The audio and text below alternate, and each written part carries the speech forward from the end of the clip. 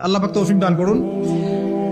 ইনশাআল্লাহ আজকের লেকচার যাদের কানে যাবে, আমরা যদি না খেয়েও মরে যাই, আল্লাহ পাক না খেয়ে মারবেন না ইনশাআল্লাহ। রিজিক আছে, খাবো ইনশাআল্লাহ। কিন্তু হয়তো বা অভাব হবে, টাকা পয়সা একটু কম হতে পারে, অন্যের 10 তলা ফ্ল্যাট হবে, আমার হবে না, ঠিক আছে, অন্যের এত বিঘা বিঘা জমি আমার হয়তো হবে না। কিন্তু ইনশাআল্লাহ তাআলা এই যে দুনিয়ার মুসাফিরের জীবনটা, এটা মুসাফিরের জীবন না, মুসাফিরের জীবনটা কেটেই যাবে ইনশাআল্লাহ। কাটবে না? যে কোনো ভাবে কেটে তো যাবেই ইনশাআল্লাহ। এই যে পরকালের জীবনটা একটা চেতনার শক্তি, জানেন, দুনিয়াতে যত বাধা বিপত্তি আসুক, গাল মন্দ খান, গিবত তহমত খান, কষ্ট হোক, নির্যাতন হোক, একটা বিষয় মনের মধ্যে শান্তি দেয়। কি শান্তি?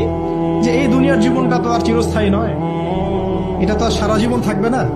ইনশাআল্লাহ এই অবস্থা আস্তে আস্তে পরিবর্তন হয়ে যাবে। ফাইন্না মাআল উসরি ইউসরা, পরকালে ইনশাআল্লাহ পাবো। দুনিয়াতে না পেলে কি হয়েছে, পরকালে পাবো ইনশাআল্লাহ। যুবক ভাই, এসব জেনা ছেড়ে দেন, আল্লাহ রাব্বুল আলামিন আপনার জন্য হুর রেখেছেন জান্নাত, ইনশাআল্লাহ পাবেন ইনশাআল্লাহ। এটা ছেড়ে দেন, সুদ ছেড়ে দেন, আল্লাহ পাক আপনার জন্য হাউজে কাউসার রাখছে ইনশাআল্লাহ, ঠিক আছে। অন্যায় পাপ ছেড়ে দেন, আল্লাহ রাব্বুল আলামিন আপনার জন্য জান্নাত রেডি করে রাখছে ইনশাআল্লাহ।